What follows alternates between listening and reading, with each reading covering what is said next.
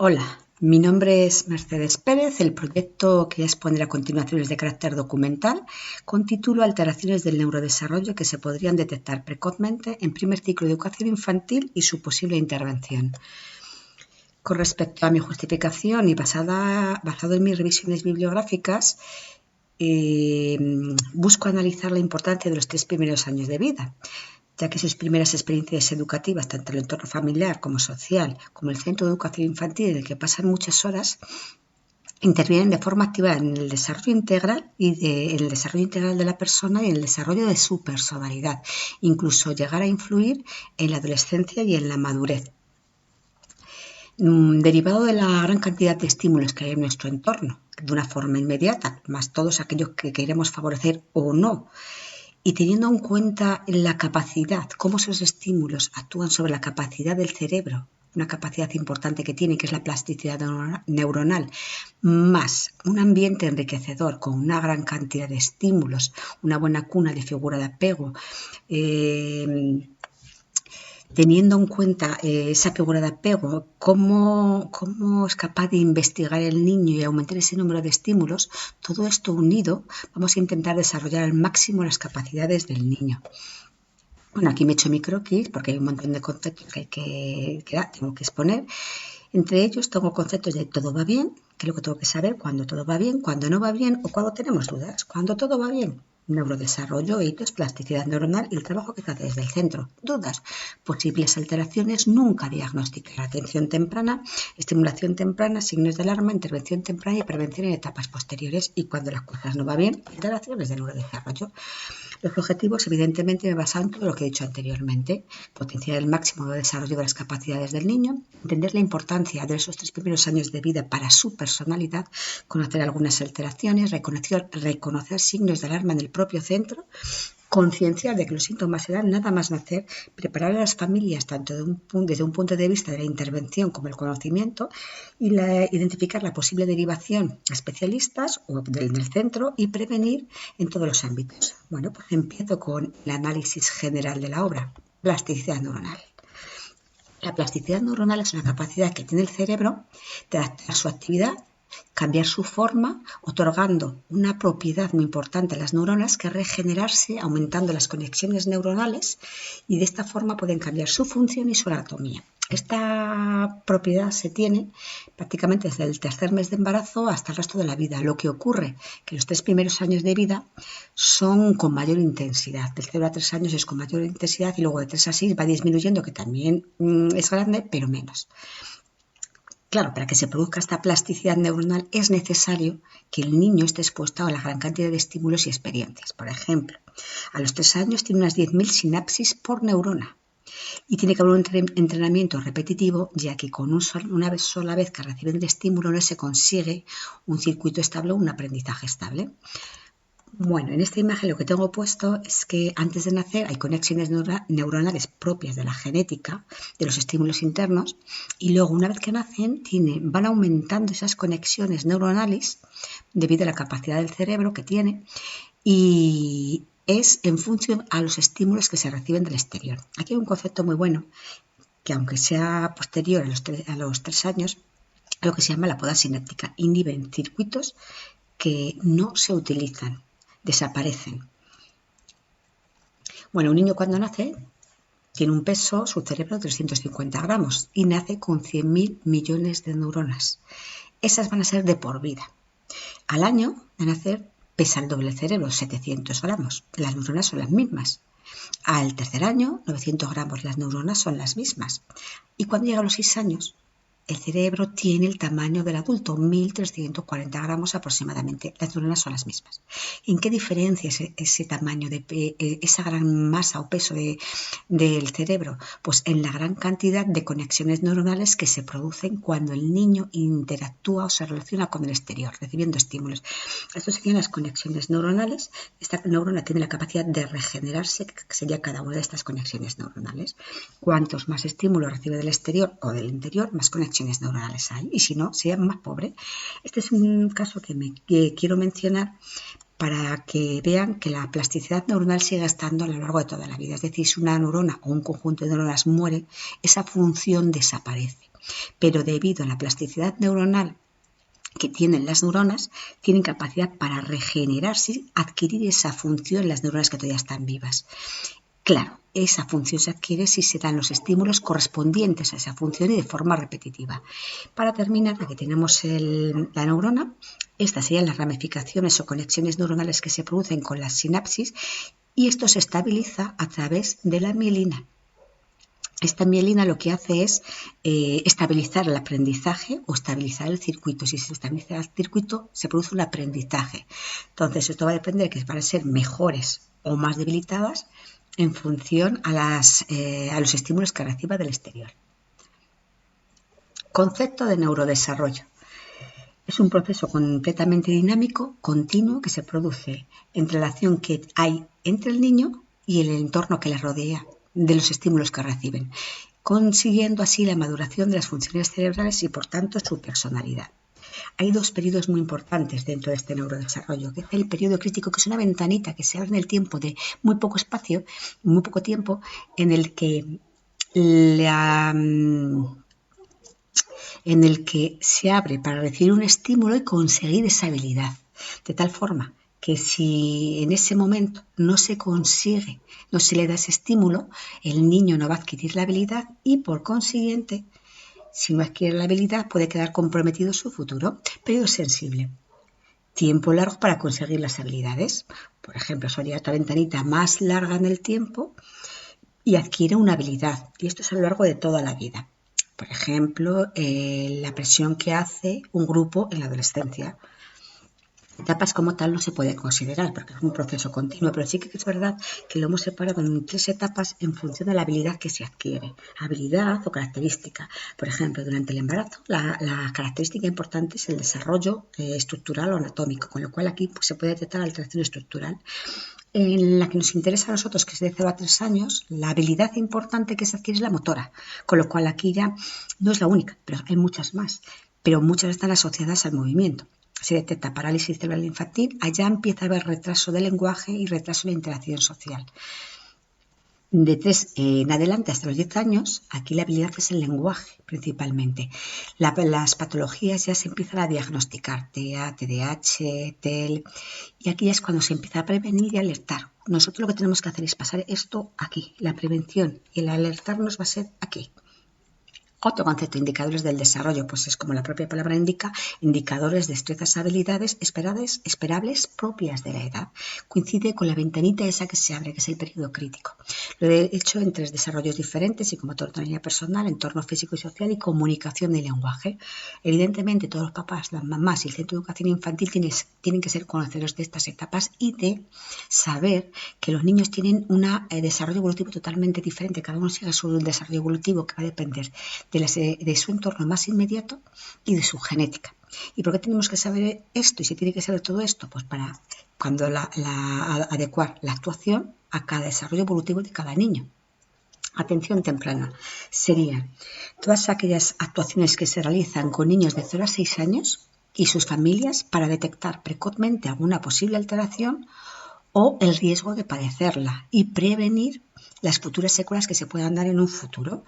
¿Cómo se hace? Pues con la intervención. En la intervención lo que se llama estimulación temprana. Serían todas las actividades que se realizan para compensar esas alteraciones de los 3 primeros años y se realiza desde todos los campos. Y lo que está claro que los niños a estas edades, de 0 a 3 años, son muy vulnerables. Entonces pueden tener unas buenas relaciones afectivas, una buena figura de apego, relaciones óptimas, una gran cantidad de estímulos enriquecedores. Los circuitos que se formarán aquí cerebrales sean óptimos, estables. Sin embargo, cuando la estimulación no es adecuada o no hay estimulación, cuando las condiciones son inadecuadas, es decir, no hay una buena figura de apego, los circuitos cerebrales que se van a producir no van a ser muy estables o van a ser los inadecuados. Entonces, el desarrollo de las estructuras cerebrales va a ser una forma de otra. Claro, con tanto estímulo se podría pensar que hay una sobreestimulación. Bueno, tenemos la gran suerte que desde que nacemos, tanto los niños como los adultos, reaccionamos a esa sobreestimulación y reaccionamos con un concepto que es la neuroprotección. Ya desde pequeñitos tenemos disminuido, por ejemplo, el campo visual, tenemos disminuido el campo, está muy limitado el campo de movimiento y se va viendo poco a poco en el tiempo. Alteraciones del neurodesarrollo. Bueno, pues podría contar todo esto que tengo aquí, pero podría decir que es una alteración en el desarrollo esperable propio de cada edad. Causas prenatales, deficiencias nutricionales en el embarazo, por ejemplo, perinatales, hipoxia, falta de oxígeno al nacer, postnatales, una meningitis. En todos los autores que he leído, todos ellos están de acuerdo en que no nos debemos quedar esperando a que se lo diagnostiquen, porque hay 3 años maravillosos en los que podemos tomar muchas medidas preventivas. Bueno, pues ya empiezo aquí con las diferentes alteraciones. Discapacidad intelectual, DI, funcionamiento intelectual significativamente por debajo de la media. Puede llegar a tener dificultades en una actividad normal. Entonces hay veces que son muy evidentes anomalías al nacer. Hay otros casos que tienen alteraciones muy graves, como por ejemplo vómitos muy continuados, convulsiones muy repetitivas, y otros no dan síntomas perceptibles que se puedan ver hasta pasados unos años. Pero sí que es verdad que todos ellos al nacer pues sí que dan unos síntomas pequeñitos, como por ejemplo retraso del lenguaje, relaciones sociales lentas, problemas de comportamiento. Nunca hay que confundir con una discapacidad auditiva, problemas emocionales, problemas de aprendizaje, PCI o parálisis cerebral infantil. Es simplemente un trastorno del movimiento o del tono muscular que está asociado a que aquella parte del sistema nervioso que tiene que regular el movimiento está dañado. Causas: perinatales, postnatales, prenatales. Síntomas, pues dan muchísimos síntomas desde que nacen.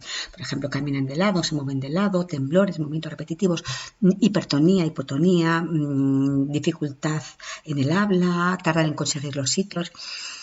Una cosa que es muy importante, que esto no va a cambiar con el tiempo. O sea, el PCI va a ser siempre PCI. Puede mejorar, empeorar un poquito o prácticamente nada. Lo que empeora es la rigidez muscular. Y eso está asociado a que tanto los músculos como los tendones se acortan, disminuyen de tamaño. Al disminuir de tamaño tiran del músculo, del hueso y lo deforman. TDAH sería otro trastorno, alteración neurobiológica que conlleva que aquella parte del sistema nervioso que tiene que regular el movimiento y la impulsividad y la atención están inmaduros.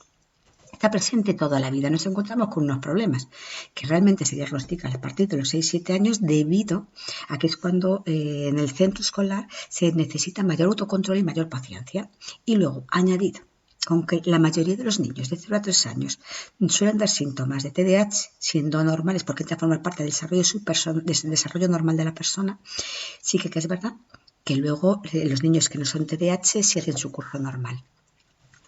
Las causas, pues bueno, pueden ser causas debido a factores genéticos, neuroquímicos, por ejemplo, a déficit de neurotransmisores como la dopamina, y luego están los moduladores que hacen que se active de una forma o no se active o no se manifieste, por ejemplo, sementales y psicosociales.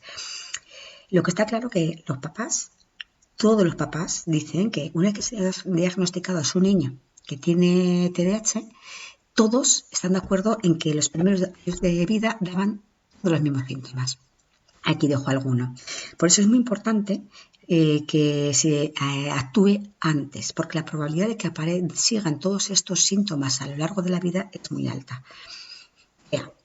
Trastorno neurobiológico que también dura toda la vida, que está asociado a una serie de problemas de conducta, comportamiento, actuaciones, movimientos estereotipados, de tal forma que esos circuitos neuronales que se forman, la elaboración de sus actuaciones o de conductas no es la esperable, es decir, no actúan de la forma esperada en la comunicación, en la conducta. Aquí un montón de signos, entonces podría decir presenta estereotipias, es decir, movimientos repetitivos, no utiliza el juego simbólico, bueno, hay muchos.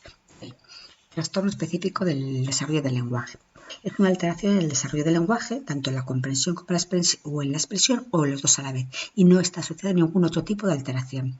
Las causas pueden ser genéticas o figurar ambientales, es decir, una pobre estimulación lingüística.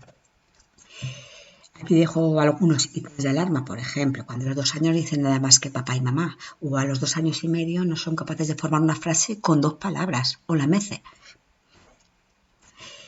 Conociendo ya todo esto, cómo se consiguen los hitos de alarma, cómo se consiguen los hitos, cómo actúa el entorno, sabiendo que hay un desarrollo evolutivo diferente por cada niño. me planteo hacer una lista de ítems o marcadores que indiquen que algo no va bien, pero claro, nunca vamos a diagnosticar, sino vamos a poner medidas preventivas. Y para no alarmarnos demasiado, tiene que darse en más de 2 entornos y que aparezca 6 meses posteriores a la etapa en la que se tenía que haber conseguido dicho hito. Es decir, vamos a detectar precozmente algo que presumiblemente pueda pasar en un futuro muy cercano. Aquí dejo los ítems de alarma, que son intervalos de un año. Cuando nos alarmamos realmente es cuando termina ese año. Y vamos a hacerla con medidas preventivas. Prevenir no es alarmar, es poner todas aquellas medidas para evitar que suceda algo. O en el caso de que sea inevitable, bueno, pues que es mitigar esas consecuencias, disminuirlas. No hay una buena prevención si no hay una intervención. Esa intervención tiene que ser producida con las herramientas adecuadas. Tengo que tenerlo todo adaptado a ello. Desde el centro vamos a actuar en todos los campos: detección, prevención, intervención. ¿Y por qué? Pues porque entramos a formar parte del desarrollo íntegro del niño y del desarrollo de su personalidad. Con los niños, ¿qué vamos a hacer? Vamos a aplicar una atención temprana, vamos a buscar los hitos o los ítems del alarma que no se consiguen y vamos a actuar sobre ese ítem de forma repetitiva. No estoy hablando de una estimulación precoz y antes de tiempo. Aquí será en el momento o en la etapa posterior al momento de haberlo conseguido. Por eso es atención temprana. Con respecto a los educadores, pues ¿qué hacemos? Observación directa, realizamos una ficha de registro, anotamos todos los datos de los ítems que hemos observado, hacemos el informe, pasamos a dirección y en el caso de que sea necesario se informa a los padres y luego se actúa, se actúa desde el centro o se actúa derivando a un especialista. Algo que creo que es importante, que es complementar con la información que ya tenemos y con la formación que ya tenemos, es una formación permanente a los educadores, porque las nuevas tecnologías están ahí, los cambios científicos también están ahí, tenemos que irnos adaptando a todos esos cambios que surgen. A la familia, ¿qué vamos a hacer? Bueno, pues a la familia vamos a darle lo que necesitan, es información, porque muchos papás saben cómo comer, tienen muchos consejos sobre comer, dormir, consejos de todo, pero luego no saben por qué un niño es desobediente o porque dicen es que no escucha. Es porque a lo mejor no tiene capacidad para interiorizar tantos límites todavía. Entonces vamos a darle una escuela de padres a los padres y a las madres, reuniones informativas de forma periódica y repartimos típicos con los hitos a conseguir y los ítems de alarma. Con respecto a mi juicio crítico, quiero decir que creo que es importante que desde el Centro de Educación Infantil se trabaje en los 3 ámbitos: detección, prevención e intervención. Con ello me pregunto y me contesto a mí misma: ¿qué es lo que vamos a hacer? Vamos a intervenir, vamos a detectar posibles alteraciones que se puedan dar en un futuro. ¿Por qué? Porque evitaremos que se instauren secuelas de forma irreversible o mitigaremos las secuelas que se puedan producir en un futuro. ¿Cómo? Pues con los niños, como cada uno sigue un ritmo evolutivo diferente, desde la equidad y con estímulos repetitivos sobre ese ítems. Y con los papás dando la información que necesitan. ¿Quién? Los educadores o los especialistas, en el caso de que fuera necesario. ¿Cuándo? En el momento que detectamos el ítem, donde desde el Centro de Educación Infantil. No quiero terminar sin mencionar 2 frases. El saber no ocupa lugar, pero sí ocupa un gran lugar aquel que más sabe. Y hay un refrán que dice: más vale prevenir que curar. Ya mencioné el Premio Nobel de Medicina en 1981, que fue uno de los que dijo que las neuronas hay que estimularlas desde los primeros momentos, es decir, desde el nacimiento. Aquí dejo toda mi bibliografía y espero que les haya gustado. Muchísimas gracias por su atención.